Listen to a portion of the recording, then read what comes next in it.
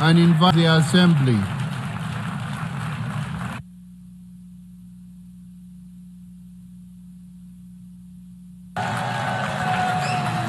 Order, please. Ladies and gentlemen, order.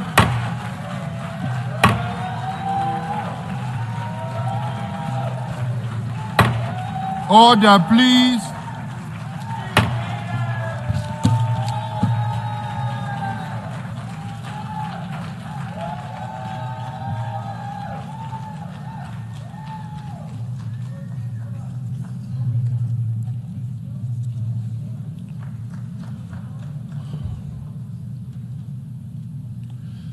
Mr. President, ladies and gentlemen, I didn't intend to come here this year. My country is at war, fighting for its life. But after I heard the lies and slanders leveled at my country by many of the speakers at this podium, I decided to come here and set the record straight.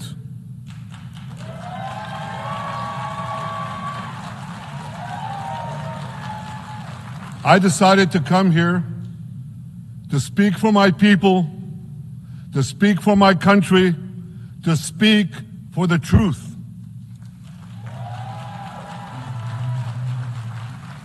And here's the truth. Israel seeks peace. Israel yearns for peace.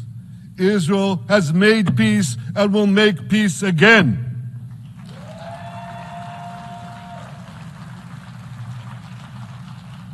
Yet we face savage enemies who seek our annihilation, and we must defend ourselves against these savage murderers.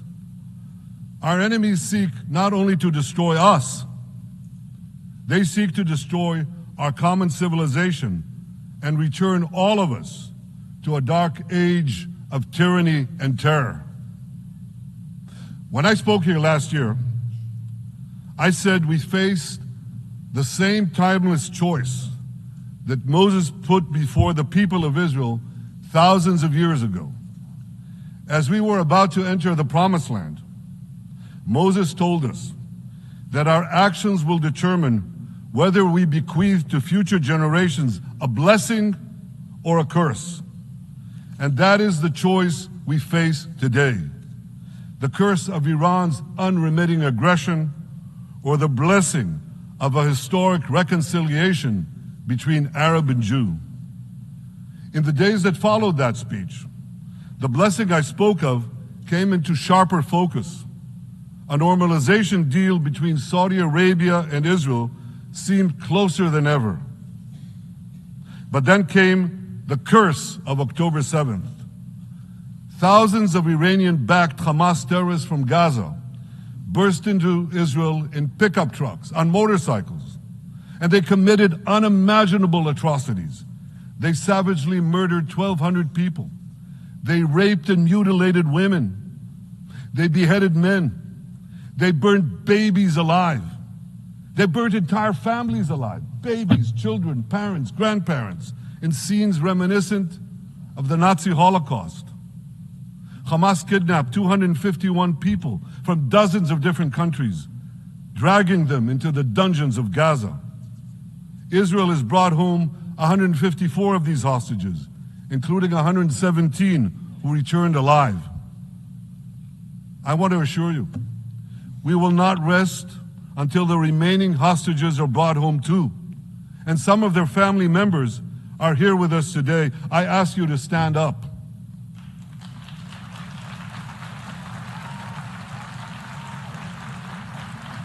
With us is Eli Stevie, whose son Idan was abducted from the Nova Music Festival. That was his crime. A music festival. And these murderous monsters took him. Kobe Smirno, whose son Jonathan was murdered, and his corpse was taken into the dungeons, into the terror tunnels of Gaza. A corpse held hostage. Salim Al-Atrash, whose brother Muhammad, a brave Arab Israeli soldier, was murdered. His body too was taken to Gaza. And so was the body of Ifat Hyman's daughter in Bar, who was brutally murdered at that same music festival. With us is Sharon Sharabi, whose brother Yossi was murdered, and who prays for his older brother Eli, who is still held hostage in Gaza. And with us too is Izhar Lifshitz from Kibbutz Nir Oz, a kibbutz that was wiped out by the terrorists. Thankfully, we achieved the release of his mother Yocheved, but his father Oded is still languishing in an underground terrorist hell of Hamas. I again promise you, we will return your loved ones home. We will not spare that effort until this holy mission is accomplished.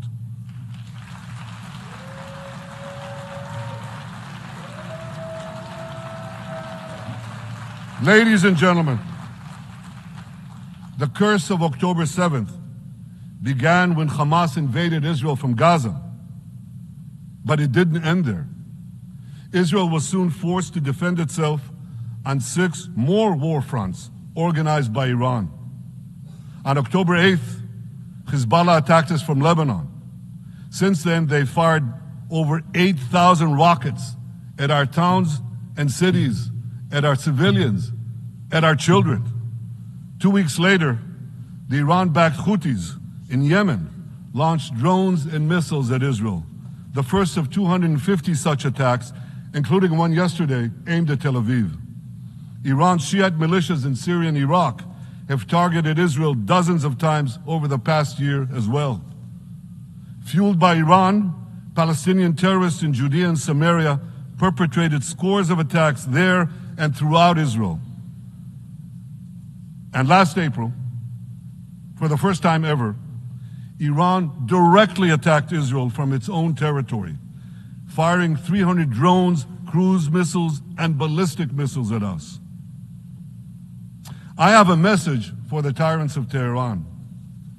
If you strike us, we will strike you. There is no place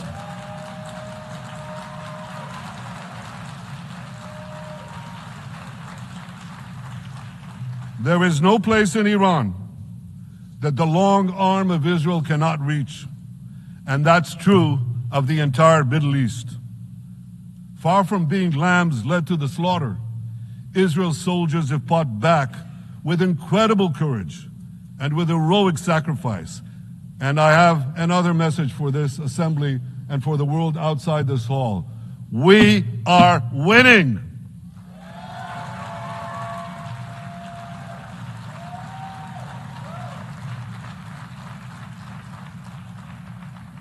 Ladies and gentlemen, as Israel defends itself against Iran in the seven-front war, the line separating the blessing and the curse could not be more clear. This is the map I presented here last year. It's a map of a blessing. It shows Israel and its Arab partners forming a land bridge connecting Asia and Europe between the Indian Ocean and the Mediterranean Sea. Across this bridge, we will lay rail lines, energy pipelines, fiber optic cables, and this will serve the betterment of 2 billion people. Now look at this second map. It's a map. Look at the second map. It's a map of a curse. It's a map of an arc of terror that Iran has created and imposed from the Indian Ocean to the Mediterranean. Iran's malignant arc has shut down international waterways. It cuts off trade. It destroys millions, destroys nations from within, and inflicts misery on millions. On the one hand, a bright blessing, a future of hope. On the other hand, a dark future of despair. And if you think this dark map is only a curse for Israel, if you think that, then you should think again. Because Iran's aggression, if it's not checked, will endanger every single country in the Middle East and many, many countries in the rest of the world, because Iran seeks to impose its radicalism well beyond the Middle East. That's why it funds terror networks on 5 continents. That's why it builds ballistic missiles for nuclear warheads to threaten the entire world. For too long, the world has appeased Iran. It turns a blind eye to its internal repression. It turns a blind eye to its external aggression. Well, that appeasement must end, and that appeasement must end now.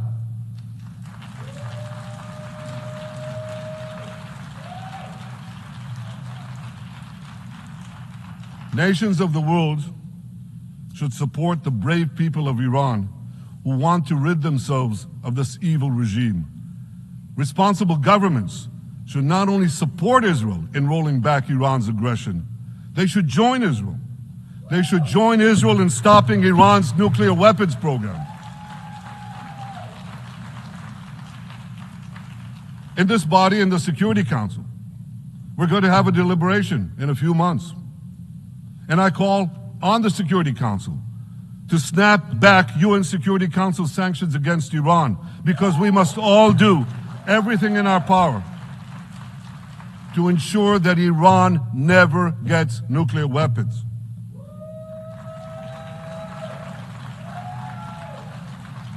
For decades, I've been warning the world against Iran's nuclear program.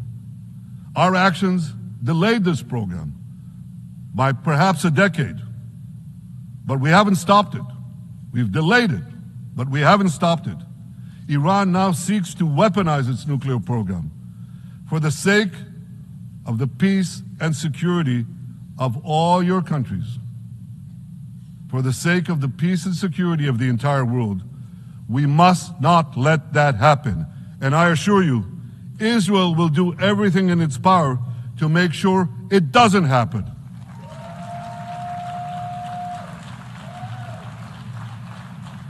So, ladies and gentlemen, the question before us is simple. Which of these 2 maps that I showed you will shape our future? Will it be the blessings of peace and prosperity for Israel, our Arab partners, and the rest of the world? Or will it be the curse in which Iran and its proxies spread carnage and chaos everywhere? Israel has already made its choice. We've decided to advance the blessing. We're building a partnership for peace with our Arab neighbors while fighting the forces of terror that threaten that peace. For nearly a year, the brave men and women of the IDF have been systematically crushing Hamas's terror army that once ruled Gaza. On October 7th, the day of that invasion into Israel, that terror army numbered nearly 40,000 terrorists. It was armed with more than 15,000 rockets. It had 350 miles of terror tunnels, an underground network bigger than the New York subway system, which they used to wreak havoc above and below ground. A year later, the IDF has killed or captured more than half of these terrorists, destroyed over 90% of their rocket arsenal, and eliminated the key segments of their terror tunnel network. In major military operations,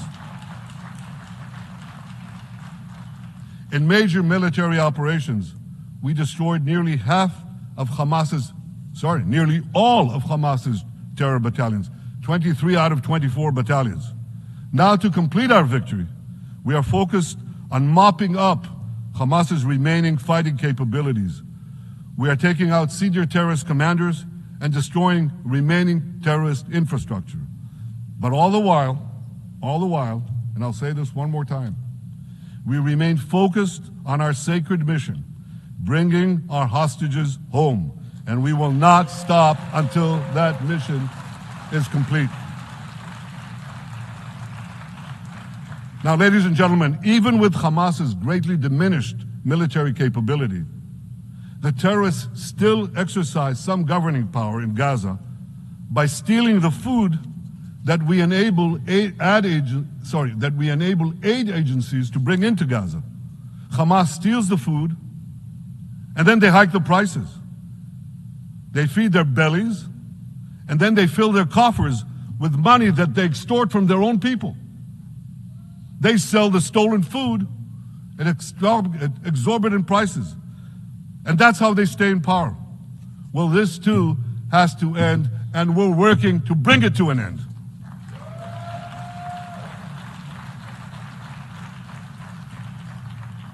And the reason is simple. Because if Hamas stays in power, it will regroup, rearm, and attack Israel again and again and again, as it is vowed to do. So Hamas has got to go.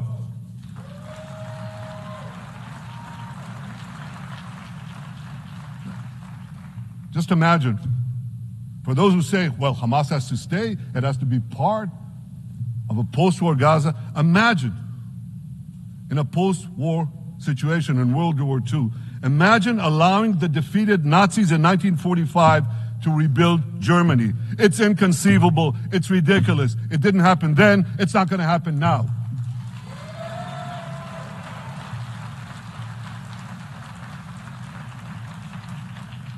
This is why Israel will reject any role for Hamas in a post-war Gaza.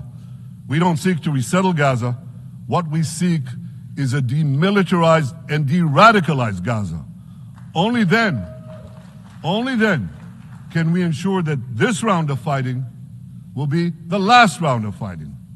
We are ready to work with regional and other partners to support a local civilian administration in Gaza committed to peaceful coexistence. As for the hostages, I have a message for the Hamas captors. Let them go. Let them go. All of them. Those alive today must be returned alive, and the remains of those whom you brutally killed must be returned to their families.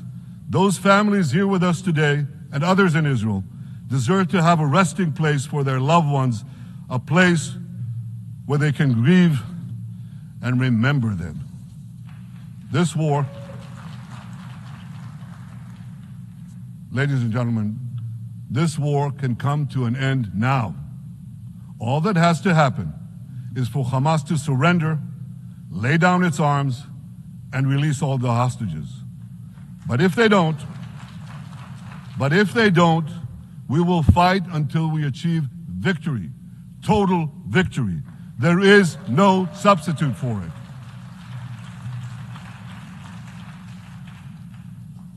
Israel must also defeat Hezbollah in Lebanon. Hezbollah is the quintessential terror organization in the world today. It has tentacles that span in all continents. It has murdered more Americans and more Frenchmen than any group except bin Laden. It's murdered the citizens of many countries represented in this room. And it has attacked Israel viciously over the last 20 years. In the last year, completely unprovoked. A day after the Hamas massacre, on October 7th, Hezbollah began attacks against Israel, which forced more than 60,000 Israelis on our northern border to leave their homes, becoming refugees in their own land. Hezbollah turned vibrant towns in the north of Israel into ghost towns. So I want you to think about this in equivalent American terms. Just imagine if terrorists turned El Paso and San Diego into ghost towns. Then ask yourself, how long would the American government tolerate that? A day? A week? A month? I doubt they tolerate it even for a single day. Yet Israel has been tolerating this intolerable situation for nearly a year. Well, I've come here today to say, enough is enough.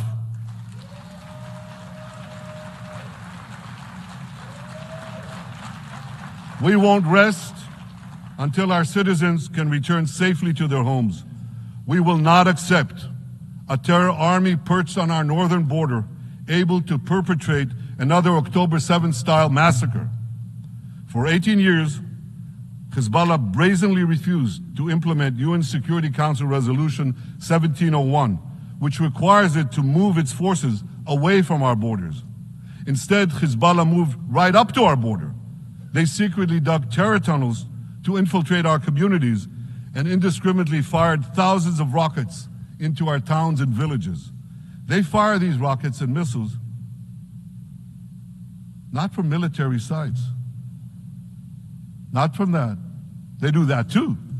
But they fire those rockets and missiles after they place them in schools, in hospitals, in apartment buildings, and in the private homes of the citizens of Lebanon. They endanger their own people. They put a missile in every kitchen, a rocket in every garage. I said to the people of Lebanon this week, get out of the death trap that Hezbollah has put you in. Don't let Nasrallah drag Lebanon into the abyss. We're not at war with you. We're at war with Hezbollah, which has hijacked your country and threatens to destroy ours. As long as Hezbollah chooses the path of war, Israel has no choice, and Israel has every right to remove this threat and return our citizens to their homes safely. And that's exactly what we're doing.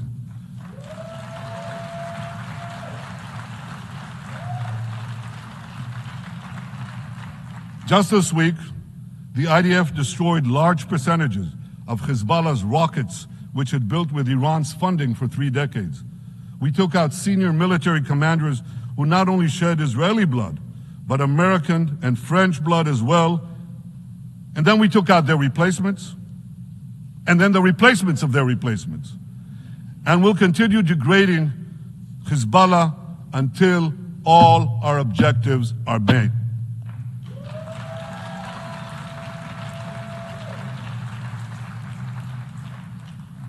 Ladies and gentlemen, we're committed to removing the curse of terrorism that threatens all civilized societies. But to truly realize the blessing of a new Middle East, we must continue the path we paved with the Abraham Accords 4 years ago. Above all, this means achieving a historic peace agreement between Israel and Saudi Arabia.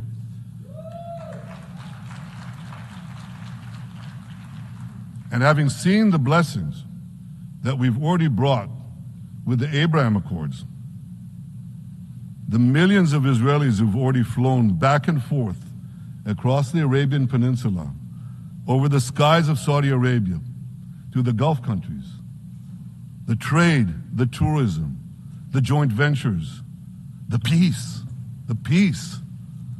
I say to you, what blessings such a peace with Saudi Arabia would bring.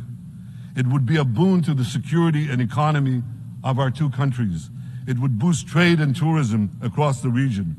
It would help transform the Middle East into a global juggernaut.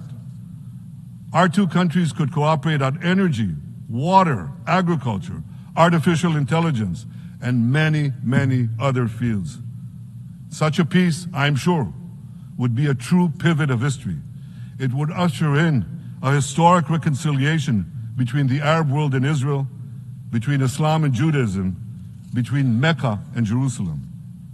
While Israel is committed to achieving such a peace, Iran and its terror proxies are committed to scuttling it. That's why one of the best ways to foil Iran's nefarious designs is to achieve the peace. Such a peace would be the foundation for an even broader Abrahamic alliance. And that alliance would include the United States, Israel's current Arab peace partners, Saudi Arabia, and others who choose the blessing of peace. It would advance security and prosperity across the Middle East and bring enormous benefits to the rest of the world. With American support and leadership, I believe this vision can materialize, and much sooner than people think.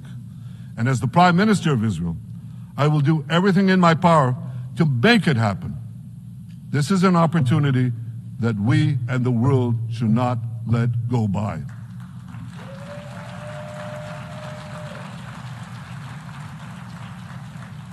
Ladies and gentlemen, Israel has made its choice. We seek to move forward to a bright age of prosperity and peace. Iran and its proxies have also made their choice. They want to move back to a dark age of terror and war. And now I have a question. And I pose that question to you. What choice will you make? Will your nation stand with Israel? Will you stand with democracy and peace? Or will you stand with Iran, a brutal dictatorship that subjugates its own people, exports terrorism across the globe? In this battle between good and evil, there must be no equivocation. When you stand with Israel, you stand for your own values and your own interests. Yes, we're defending ourselves, but we're also defending you against a common enemy that through violence and terror seeks to destroy our way of life. So there should be no confusion about this. But unfortunately, there is a lot of it in many countries and in this very hall, as I've just heard. Good is portrayed as evil, and evil is portrayed as good. We see this moral confusion when Israel is falsely accused of genocide, when we defend ourselves against enemies who try to commit genocide against us. We see this too when Israel is absurdly accused by the ICC prosecutor of deliberately starving Palestinians in Gaza. What an absurdity. We helped bring in 700,000 tons of food into Gaza. That's more than 3,000 calories a day for every man, woman, and child in Gaza. We see this moral confusion when Israel is falsely accused of deliberately targeting civilians. We don't want to see a single person, a single innocent person die. That's always a tragedy. And that's why we do so much to minimize civilian casualties, even as our enemies use civilians as human shields. And no army has done what Israel is doing to minimize civilian casualties. We drop flyers, we send text messages, we make phone calls by the millions to ensure that Palestinian civilians get out of harm's way. We spare no effort in this noble pursuit. We see yet another profound moral confusion when self-described progressives march against the democracy of Israel. Don't they realize they support the Iranian-backed goons in Tehran and in Gaza? The goons who gun down protesters, murder women for not covering their hair, and hang gays in public squares, some progressives. According to the U.S. Director of National Intelligence, Iran funds and fuels many of the protesters against Israel. Who knows, maybe some of the protesters, or even many of the protesters outside this building now. Ladies and gentlemen, King Solomon, who reigned in our eternal capital, Jerusalem, 3,000 years ago, proclaimed something that is familiar to all of you. He said, "There is nothing new under the sun." Well, in an age of space travel, quantum physics, and artificial intelligence, some would argue that's a debatable statement. But one thing is undeniable. There is definitely nothing new at the United Nations.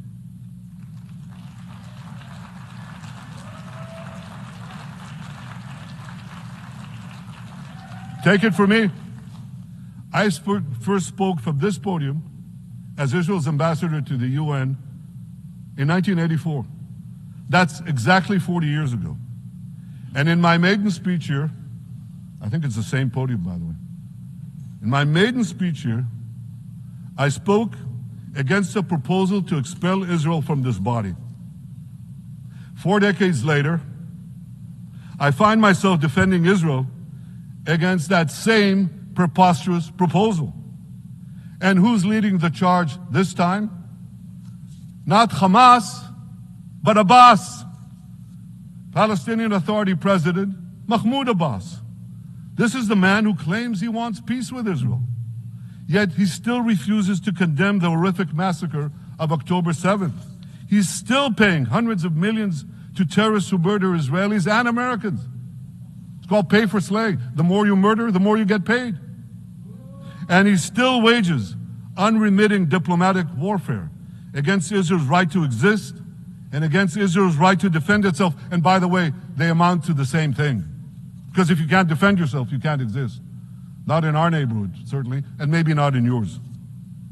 Standing in this podium 40 years ago, I told the sponsors of that outrageous resolution to expel Israel, gentlemen, check your fanaticism at the door. Today, I tell President Abbas and all of you who would shamefully support that resolution, check your fanaticism at the door. The singling out of the one and only Jewish state continues to be a moral stain on the United Nations. It has made this once respected institution contemptible in the eyes of decent people everywhere. But for the Palestinians, this UN House of Darkness is home court. They know that in this swamp of anti-Semitic bile, there's an automatic majority willing to demonize the Jewish state on anything. In this anti-Israel flat earth society, any false charge, any outlandish allegation can muster a majority. In the last decade, there have been more resolutions passed against Israel in this hall at the UN General Assembly than against the entire world combined. Actually, more than twice as many. Since 2014, this body condemned Israel 174 times. It condemned all the other countries in the world 73 times. That's more than 100 extra condemnations for the Jewish state. What hypocrisy, what a double standard, what a joke. So the UN's hostility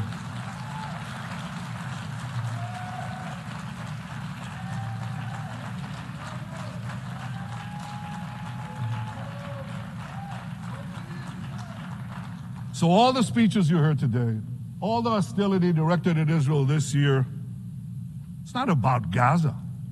It's about Israel. It's always been about Israel's very existence. And I say to you, until the Jewish state is treated like other nations, until this anti-Semitic swamp is drained, the UN will be viewed by fair-minded people everywhere as nothing more than a contemptuous farce. Now, given the anti-Semitism at the UN, it should surprise no one that the prosecutor at the ICC, one of the UN's affiliated organs, is considering issuing arrest warrants against me and Israel's defense minister, the democratically elected leaders of the democratic state of Israel. The ICC prosecutors rushed to judgment. His refusal to treat Israel with its independent courts the way other democracies are treated is hard to explain by anything other than pure anti-Semitism. Ladies and gentlemen, the real war criminals are not in Israel. They're in Iran. They're in Gaza, in Syria, in Lebanon, in Yemen. Those of you who stand with these war criminals, those of you who stand with evil against good, with a curse against the blessing, those of you who do so should be ashamed of yourselves.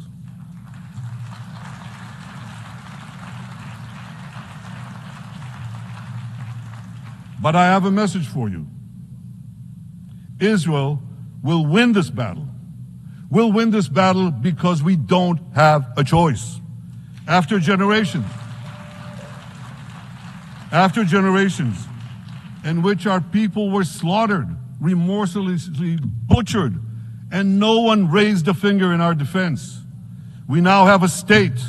We now have a brave army, an army of incomparable courage, and we are defending ourselves. As the book of Samuel says in the Bible, Netzach Yisrael lo yishaker. The eternity of Israel will not falter.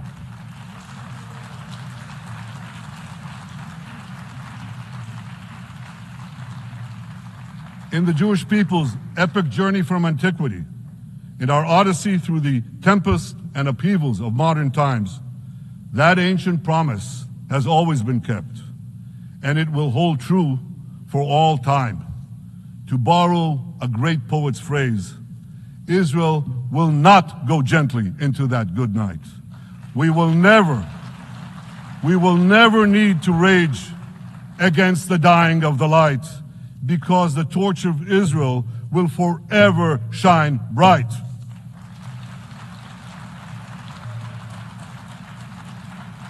To the people of Israel and to the soldiers of Israel, I say, be strong and of good courage.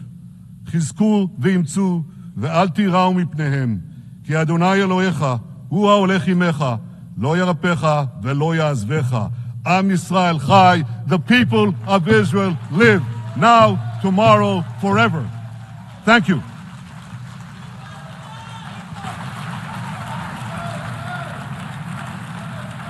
On behalf of the Assembly, I wish to thank the Prime Minister of the State of Israel